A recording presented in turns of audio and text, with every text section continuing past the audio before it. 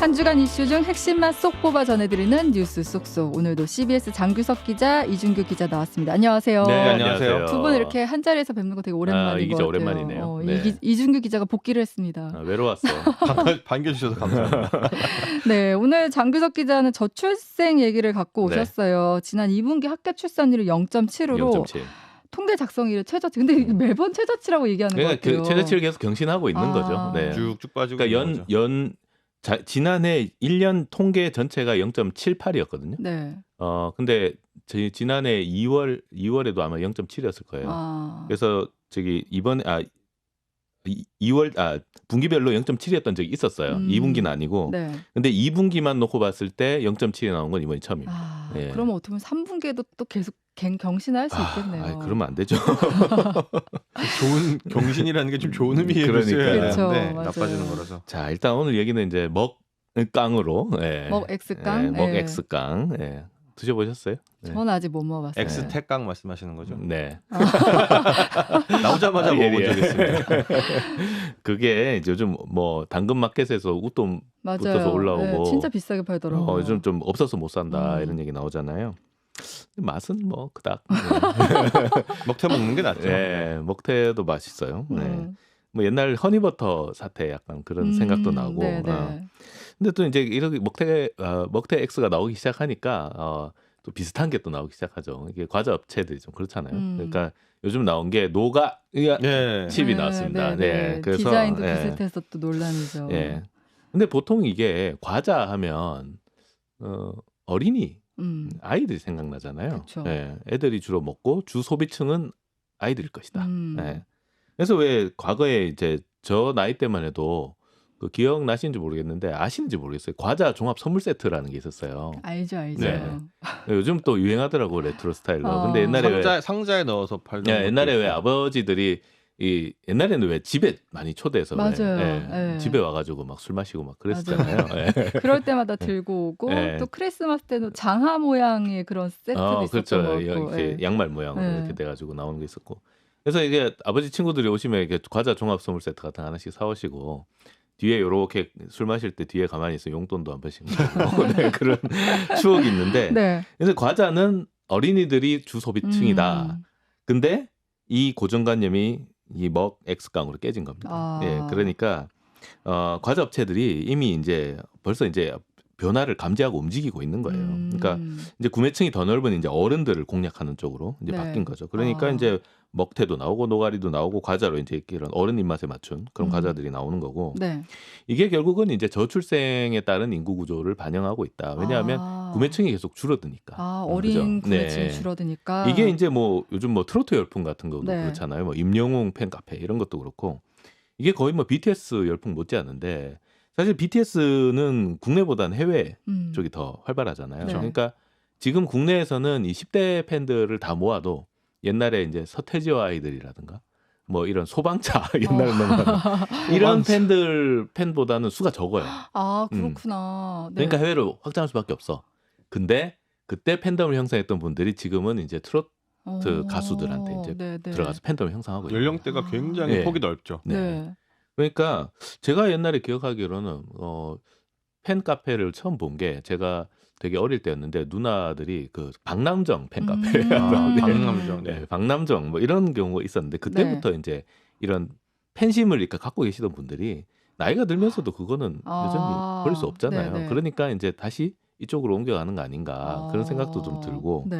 그래서 요즘 보면 왜 그 지상파 프로그램 같은 게 특히나 이제 지상파 프로그램 같은 경우는 좀 두드러지는데 예능 프로그램 같은 데 보면 옛날에 활동하시던 분들 있잖아요. 뭐 이효리라든가 이런 분들이 다시 나와서 왕성하게 활동을 하잖아요. 유재석 씨가 몇십 년 동안 그렇죠. 유재석 뭐 강호동 뭐 이런 분들이 그냥 계속 활동을 하는 이유도 이 이제 주 시청층이 사실 이제 그렇게 고정이 돼 있는 거예요. 중장년층으로. 그렇다 보니까 이게 이제 거의 이 모든 것들이 약간 저출생하고 좀 관련 있는 그런 예라고 보면 될 것 같습니다. 생각지 못한 포인트인데 얘기 듣고 보니까 중장년층이 어떻게 보면 어린 층보다 훨씬 많아지고 구매력도 더 높잖아요. 그런 게 이제 이런 산업에도 다 반영이 됐다. 인구도 많은데 정확히 말하는데 그분들이 많아진 게 아니고 상대적으로 젊은이들이 줄어들어서 상대적으로 이렇게 부각되고 돈을 쓸 수 있는 여력이 젊은 중산층에서 없어지게 되는 거죠. 인구 비중도 높은데 이 사람들이 돈도 그렇죠. 제일 많이 벌어. 이 나이대가. 그러다 보니까 이게 이제 주 타겟층이 되는 거죠. 아. 근데 이제 우리나라 인구 구조는 이 국가 통계 사이트를 보면 이미 5, 60대가 제일 넓고 그다음에 한 3, 40대 정도 요렇게 요 정도로 갔다가 다시 조금 느는 척 하다가 밑으로 쫙 빠집니다. 옛날에 우리가 사회책에서 봤던 인구 구조는 이렇게 피라미드. 피라미드 모양 이렇게 피라미드 구조 이렇게 해서 나이가 어릴수록 점점 많다가 나이가 들수록 이렇게 적어지는데 그게 아니라 지금 나이가 어린 계층이 적었다가 한 10대로 이렇게 올라갈수록 점점점 많아지다가 30대, 40대, 40, 50대 갔다가 다시 위로 이제 줄어드는 이제 종형 구조라고 하죠. 네, 종형 네. 구조로 지금 이제 구조로 이루어지고 있습니다. 그러니까 우리가 보통 이게 58년 개띠라고 하는 네. 그 58년 개띠부터 시작되죠. 이제 한국 전쟁 이후에 이제 베이비 부모 세대라고 하는데 이분들이 이제 가장 많은 인구를 차지하고 있고요. 그 다음에 이제 베이비 부모들이 낳은 자녀 세대, 그러니까 이제 베이비 부모 에코 세대라고 하는데 네. 이 에코 세대가 그 인구 구조에서 또 두 번째 많은 비중을 차지하고 있습니다. 네. 그러다 보니까 보통 이제 베이비 부모가 이제 58년 이제 60년대에서 70년대 초반까지 그 다음에 70년 후반부터 80년 중반까지 베이비 부모 에코 세대까지 요 시기를 지나면 인구 자체가 줄어들어요. 크게 줄어듭니다. 네. 그래서 95년생 이후로는 인구가 이렇게 확 줄어요. 이렇게. 예. 곧 있으면 2025년이 되면 85년생은 마흔으로 들어가요. 네. 그럼 베이비 부모 에코 세대는 출산을 이제 출산이 거의 이제 끝나가고요. 그다음에 이제 그 뒤에 남아 있는 이제 1995년생부터는 인구가 확 줄잖아요. 수 네. 자체가 줄어요. 그렇죠.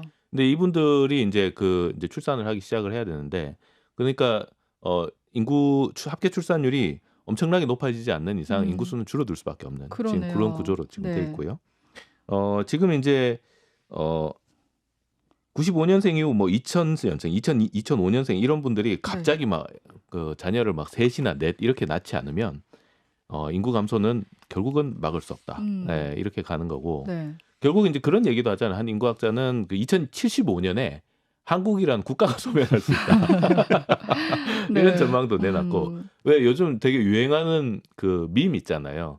인구가 출산율이 0.78입니다. 얘기하니까 그 캘리포니아대 교수인가요? 그 되게 노교수 한 분이 한국 완전 망했네요 하는 이 밈도 되게 지금 유행하고 있는데, 네.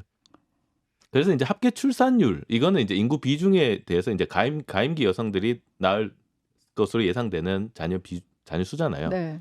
이거 자체는 높아질 수는 있어요. 근데 인구 비중 자체가 줄어 있기 때문에 절대 수는 앞으로 그쵸. 늘어나기가 네. 상당히 어렵습니다. 예. 그러니까 아이를 낳아야 되는 부모 자체가 수가 줄어드는 그렇죠. 거잖아요. 네. 모수가 주는 거죠. 그러니까 출생아 수보다 이제 사망자 수가 더 이미 많아지기 시작했고요. 자연 감소는 이미 시작이 됐습니다. 네. 시작이 됐고 이제 인구 구조는 이제 종형으로 돼 있기 때문에 앞으로 좀 인구 감소는 가속화될 것이다. 네, 이렇게 볼 수 있고.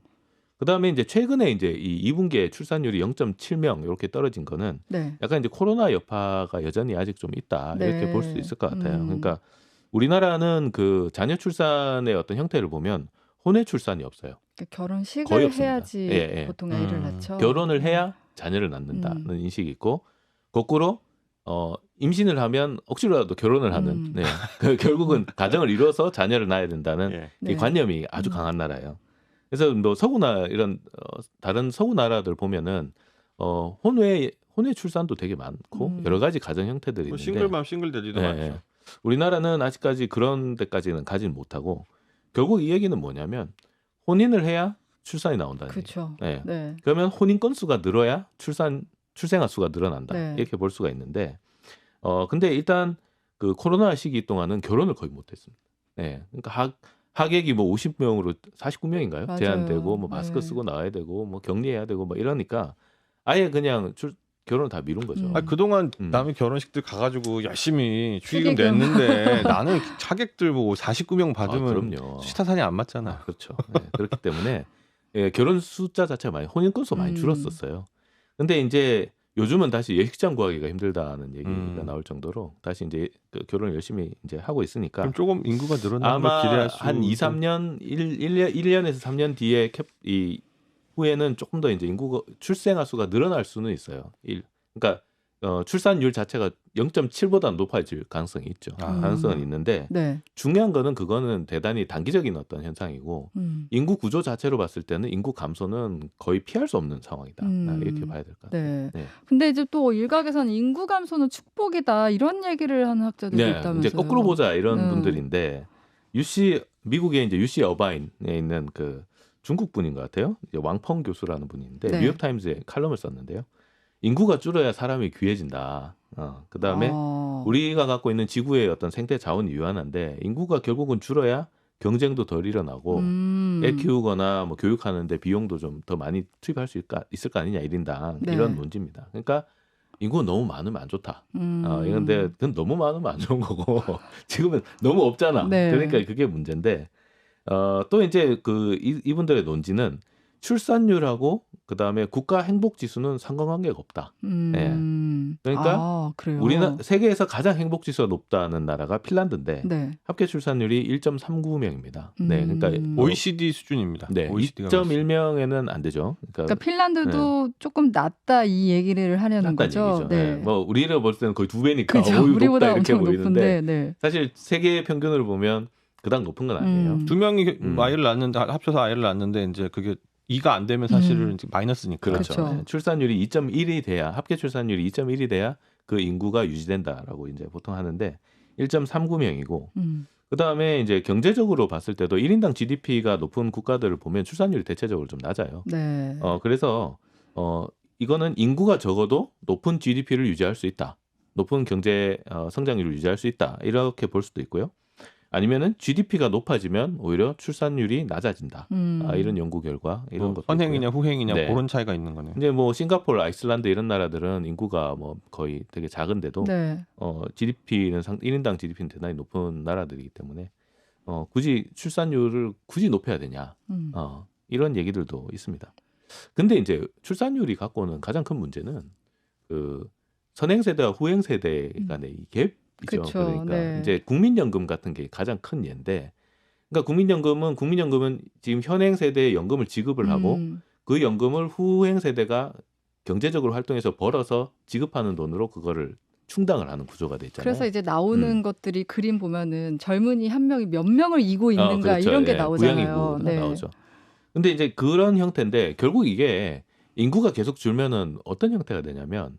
우리가 보통 폰지 사기라고 얘기하잖아요. 그다음에 아니면은 우리 다단계 사기 뭐 이런 거 얘기할 때 왜 우리 높은 수익을 보장해 주겠습니다. 한 달에 뭐 30% 줄게요 하고 처음에는 30%를 줘요. 첫 투자자들한테. 근데 그 이제 밑에 단계 투자자들이 그 내는 돈으로 그 돈을 지급을 하고 주다가 나중에는 펑 하고 망해버리는. 네. 그게 다단계 투자 사기잖아요. 네. 국민연금이 그렇게 될 수 있어요. 인구가 줄어들면. 그러니까 이제 그런 문제들. 그다음에 뭐 앞으로 좀 이따가 이제 이준규 기자가 얘기하겠지만 이제 국가 재정도 마찬가지예요. 국가 재정도 세금이 덜 거치면 국채를 발행해서 세금을 충당하잖아요. 네. 재정을. 근데 이제 국채라는 건 뭐냐면 나중에 벌어들일 세금을 미리 땡겨서 쓰는 겁니다. 빚내는 거죠. 네. 그렇기 때문에 결국 그 국채는 후행 세대가 갚아야 되는 돈이죠. 근데 그걸 갚아야 되는 세대 수가 줄어든다. 네. 인구가 줄어든다. 그럼 이것도 이제 문제가 되는 거죠. 네. 그다음에 이제 그 가장 큰 문제는 이제 국방인데, 국방. 네. 인구가 줄어들면 국가를 지킬 수 있는 그 절대 수 자체가 그렇죠. 적잖아요. 네네. 그러다 보니까 어느 정도의 인구 수가 돼야 국가의 어떤 국방도 유지가 되기 때문에 그렇기 때문에 지금 이제 저출생이 큰 문제가 되고. 근데 이 부분에 대해서는 또 여러 가지 반론들이 있어요. 그러니까 노동의 미래, 그러니까 노동의 가치도 변하고 있고 노동의 형태도 변하고 있기 때문에. 이거는 조금 더 좀 미래적으로 봐야 되는 부분이 있다. 이런 얘기를 하시는 분도 있거든요. 근데 이런 거는 이제 좀 길어지니까 나중에 한 번 더 다룰 수 말씀하신 부분 아까 이제 선진국들 그러니까 뭐 굉장히 국가 소득이 높은 나라들이나 이런 데들을 보면 단순하게 이게 숫자로만 비교하기가 좀 어려운 부분이 있는 게 산업 구조의 형태라든지 그다음에 수익 구조 같은 것도 좀 봐야 되는데 예를 들어 관광 수입이 굉장히 많은 나라라든지 아니면 하이테크가 굉장히 발전을 해서 소규모 인력이 엄청나게 큰 돈을 벌어들이는 어떤 기업 형태라든지 이런 것들이 많은 나라들은 이제 인구에 크게 구애를 받지 않죠. 왜냐하면 다른 사람들이 물건을 사가지고 와서 우리나라 와서 돈을 써주니까. 근데 우리나라처럼 노동 직접적인 어떤 산업들이 많이 있었고, 그다음에 제조업이나 이런 건 이제 산업 구조 조정이 아직 안 되고 있는 상태인 이런 나라에서 그 인구가 감소하게 되면 그 경제 규모의 경제 자체를 유지가 안 되는 부분들이 있다 보니까 사실 요 부분은 그 나라마다 다른데 우리나라는 조금 위험한 측면이 있다. 인구가 크게 감소하면 이런 측면도 좀 감안해야 될 것 그래서 같습니다. 이제 이런 저출산 문제가 뭐 지금 뭐 국가 재정, 국방 이런 문제까지 있다 보니까 정부에서는 지금까지 계속 어떻게 보면 천문학적인 예산을 들여서 이거 어떻게든 극복하려고 하고 있잖아요. 그렇죠. 네. 뭐 그런 천문학적인 예산 얘기를 하셨는데 사실 그것도 뭐 얘기를 좀 하겠지만 네. 정부도 알고 있다는 거죠. 이게 굉장히 심각한 문제다. 그리고 이거를 갖다가 인구가 감소하는 폭이 너무 심하잖아요. 그러니까 이게 아까 말씀하신 2명이 이제 뭐 결혼을 하든지 아니면 어떤 형태로든지 아이를 낳았을 때 2.1명 정도가 나와줘야 되는데 0.7이면 이게 3분의 1 수준 아닙니까? 그렇죠. 그러니까 이게 단순히 이게 조금 감소하는 수준이 아니라 팍팍팍 떨어지고 있다는 이런 얘기거든요. 그래서 그런 부분들 때문에 이제 뭐 그런 지적들이 있었어요. 그러니까 뭐 지난 17년 동안 뭐 332조 원이나 썼는데 도대체 그 돈 다 어디 간 거야? 뭐 이런 식으로 얘기를 했는데 그래도 어쨌든 예산안에 담아야 되니까 계속 늘리자 뭘 더 하겠다라고 해서 한 게 내년도 예산안이 이제 이번 주에 발표가 됐지 않습니까? 네. 거기에 이제 25.3% 엄청나게 늘린 네, 거죠. 엄청나게 사실은 늘린 예산안을 거의 긴축하다시피 했는데. 네. 그러면은 25% 늘린 거면은 액수로는 어떻게 돼요? 이게 17조 5,900억 원, 그러니까 네. 17조 한 6천억 원 가까운데 이게 뭐 긍정적인 평가가 나오는 부분들이 있어요. 그리고 종류도 굉장히 다양합니다. 일단 아이 낳으려고 한다고 하면은 이제 보건 분야 지원이 있어야겠죠. 아이를 낳고 싶은데 못 낳는 분들에 대한 의료 지원 같은 게 있어야 되니까. 그다음에 아이는 키우는 과정, 보육에 대한 거, 복지 예산 이런 게 필요한 거고. 그러면 또 좀 크고 나면 교육 예산 필요할 거고. 네. 그다음에 그럼 아이 낳고 싶게끔 하는 환경 조성 요새 또 많이 필요하지 않습니까? 젊은이들 아이 낳기 싫어하는 분들 많은데 우리가 이 정도 해줄 테니까 좀 낳아주세요라고 하는 게 이제 뭐 주거, 그다음에 뭐 노동, 뭐 근로복지 같은 거 이런 네. 것도 개선을 하고 있는데 그런 거를 해서 이제 많이 늘리려고 하고 있고 말씀하신 대로 사실 내년도 예산은 그 총 지출액이 656조 9천억 원 이게 굉장히 그 뭔가 사이즈를 최대한 줄이려고 네, 하는 그런 맞아요. 부분의 노력은 있었는데 네. 근데 그런 부분을 감안해서도 이제 이 부분이 25% 늘어났다는 굉장히 긍정적인 평가할 만한 부분이고 네. 다만 이제 좀 아쉬운 부분이 뭐냐면 이게 총 지출 대비로는 2.7%가 약간 안 되는 수준이거든요.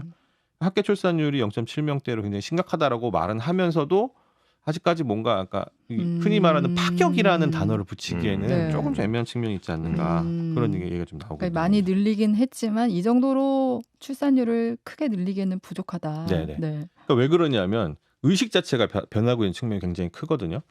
그러니까 통계청이 이제 19세부터 34세까지 가치관 변화를 알아보는 그 사회조사로 살펴본 청년 의식 변화 이런 조사 결과를 또 했어요. 이게 네. 1년마다 한 번씩 나오는 건데 이게 최신 조사치가 작년치거든요. 근데 53.5% 이 청년층의 53.5%가 결혼해도 자녀 필요 없다. 절반 이상이 결혼해도 자녀는 없어도 된다. 네. 물론 뭐 여성들이 아이 낳고 이런 육아나 이런 거 더 많이 분담을 하기 때문에 65%더 높게 나타난 부분은 있지만 남성도 43.3%가 네. 아예 안 낳아도 된다 이렇게 답을 하기 시작한 겁니다. 음. 근데 이런 정도 그러니까 뭐 그 가임기라든지 결혼 정년기에 있는 남녀 청년들 절반 가까이 아니면 그 이상이 아예 필요 없다라고 말을 하는 이 상황인데 네. 이 정도 예산 가지고 좀 충분하겠느냐? 아까 말씀드린 그 부분에 대한 지적이 있었던 거고. 네.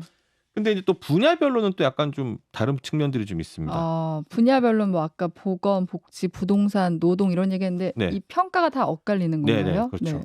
그 현금성 예산에 대해서는 뭐 사실 뭐 현금성 뭐 퍼주기다 뭐 그쵸. 이런 얘기 나오고 총선 때마다 뭐 주는 이렇게 말은 하고 있지만 실제로 30대 제 결혼한 주변 후배들이나 친한 동생들한테 물어보니까 네. 돈 주는 건 다 좋아합니다. 예전에 코로나 때도 전 국민이냐 아니면 선별이냐 이랬을 때 사실 전 국민 줬을 때 국민들이 그 돈 부자인 사람들은 뭐 기부하겠지라고 했는데 사실 기부한 사람 거의 없었습니다. 기부율이 1%도 안 됐을 거예요. 네. 대부분 받아가는 것처럼 이런 부분이 좀 좋은데 이제 부모 급여라는 게 있지 않습니까? 이제 이건 뭐 이미 대선 때부터 예고가 됐긴 했었는데 0세 1년 동안 매월 100만 원을 줘요. 1,200만 원 주고 그 다음에는 50만 원씩 줍니다. 그러니까 아이를 낳아 키우는 데는 돈 때문에 못 키우지는 않겠지만 하지만 일단 기본적으로 우리가 2년 동안 1,800만 원 줄게. 뭐 쓸 거 많지 않습니까? 이러면서 이제 주는 거고 그다음에 이제 첫 만남 이용권이라고 해가지고 이제 뭐 엄마들 이제 한테 여러 가지 쿠폰이라든지 뭐 이런 거 있지 않습니까? 이것도 첫째, 둘째 나올수록 혜택이 좋아지는데 예전에는 한 200만 원까지 둘째 나오면 줬었거든요. 둘째 이상부터는 300만 원씩 줍니다. 그러니까 이제 이런 비용 부담 같은 네. 거 굉장히 많이 줄여주는 거죠. 그러니까 한 2천만 원 정도 한 번에 빵 줘버리는 셈이 되는 거고. 음. 그다음에 현금성 지원뿐만이 아니라 또 호평 받고 있는 뭐 육아휴직 관련된 부분인데 이게 육아휴직 유급 기간 요 기간을 12개월, 18개월 늘린 것도 크고 네. 그다음에 그 아이들이 영아기 시기에 부모가 이제 좀 뭐 자기 뭐 친정이라든지 시댁이라든지 뭐 이런 부모님들의 어떤 이런 상황 뭐 아니면 주변에 이제 뭐 형제나 이런 분들이 없어서 뭔가 좀 도움받기 어려운 네. 분들은 부부가 둘 다 이제 육아휴직 들어가는 경우가 있단 말이에요. 이런 경우에 이제 가장 큰 문제가 부부가 둘 다 육아휴직에 들어가면 돈을 누가 벌어? 그렇죠. 네. 월급 문제가 가장 크잖아요. 근데 이 부분에 대해서 기존에 3개월에 300만 원까지 이제 이거를 보전을 해줬는데 6개월에 450만 원까지. 그러니까 어느 정도 이 정도면 우리가 한 6개월 정도는 아이 뭐 이렇게 한번 저기 해볼 수 있지 않을까 이런 생각을 매달 하게 되고. 450씩 준다는 네네네. 거죠. 그렇죠. 네. 최대치가 450이라는 네네. 얘기죠. 네. 그다음에 아기 근로시간 단축 같은 경우도 이제 나이가 이제 12세까지로 늘어나니까 초등학교 고학년 어떤 부모들도 이런 부분을 뭐 애들 항상 키울 때 뭐 남편은 언제 아내는 언제 뭐 이러면서 이런 시간 변하는 거 이런 것도 좋아지고 12세까지. 그러면 이제 아이 낳으면 지원금도 늘려주고 이렇게 일하는 환경도 좀 편하게 해주고 하면은 좋게 봐야 되겠네요. 네. 네. 뭐 이런 거 제가 방금 말씀드렸던 부분에 대한 평가들을 이제 저도 이제 남성 기자 뭐 남성 후배들 이런 사람들 말고 여성 뭐 아는 사람들한테도 물어봤더니 그 부분이 가장 혹하더라. 결국은 아이는 이제 낳는 것도 중요하지만 키우는 거가 굉장히 힘들고 어려운 부분들이 있는데 그런 부분에 대해서는 좀 좋지 않겠냐. 네. 근데 이제 논란이 되는 부분들이 부동산 지원 같은 겁니다. 집을 사게 해줄게. 네. 특공이라고 특별공급이라고 네. 하죠. 그다음에 그 전세금 대출도 우리가 싸게 해줄게. 네. 혜택 많이 줄게라고 하는데 그 부분에 대해서 좀 논란이 있습니다. 왜요? 지원해준다 그러면 좋은 거 아니에요? 그러니까 혜택인 건 맞죠. 네. 혜택인 건 맞는데 이게 실효성이 조금 있는가? 실제로 아이 낳으려고 하는 부부들한테 실효성이 있는가? 그러니까 특공이라는 거를 하게 되면은 이제 신생아 특공이라고 하거든요. 신생아 이제 뭐 특례 이런 식으로 해가지고 이제 대출도 도와주고 하는데 이제 아이 낳은 지 만 2년 안에 이거 지원을 할 수 있게 하면 자격도 주고 그다음에 대출 같은 경우에 이제 예산만 확보가 되면은 누구든지 신청을 하면 받을 수 있게 해주는 거니까 금리도 뭐 1에서 3%라고 하니까 요즘 금리 올라가고 있는 상황 감안하면은 상대적으로 저리로 할 수 그렇죠. 있고 그리고 또 5억 원까지 대출도 되고. 근데 이제 요 부분에 이제 첫 번째 문제가 특공을 한다고 했을 때 두 분은 만약에 특별 공급으로 뭐 어디를 줄게라고 한다고 하면은 특공 신청을 좀 하실 만한 좀 생각이 드십니까? 집이 없으면 하겠죠. 네. 근데 집이 없으면 무조건 한다. 해야죠. 왜냐하면 특공이라든지 이런 공공주택 같은 경우에는 입지가 내가 원하는 입지가 아닐 확률이 매우 높아요. 택지개발, 대규모 택지개발해가 들어가는 데지 않습니까? 근데 내가 다니는 직장이 있는 곳, 우리 아이가 지금 학교 다니고 있는 곳, 아니면 뭐 이런 걸 감안했을 때 내가 살기 원하는 뭐 서울의 수도권의 어느 지역 이런 데에 그걸 얻기가 굉장히 어려운 측면이 있는 거죠. 그래서 이제 제가 30대 회사원인 동생한테 이제 물어봤더니 지금 아이를 낳아서 키우는데 집이 필요한 시기가 신생아 때겠냐. 아이 학교 들어갈 때. 그렇죠. 그죠. 아니면은 뭐 학군이나 이런 것 때문에 생각하면은 초등학교 들어갈 때나 중학교 들어갈 때 사실 보통 굉장히 더 초등학교 중요한데. 들어갈 때 집을 사죠. 근데 그때가 중요한데 특공 분양을 받아봐야 그렇네요. 경제적인 도움이 되는 건 맞다. 분양을 받으면 나중에 뭐 언젠가 집값이 올라갈 수 있고 이렇게 해서 하겠지만 결국은 다시 이사로 와야 되는 그런 부분들이 있는데 그러네요. 그렇게 생각을 하면 사실은 특공은 신생아에만 한정을 할 게 아니고 그러네요. 아이 키우는 기간 내내 언젠가 기회를 줄 수 있는 이런 부분들이 필요하고 다자녀라든지 이런 부분에 대한 거를 더 이렇게 우대를 해줘서 할 필요가 있지.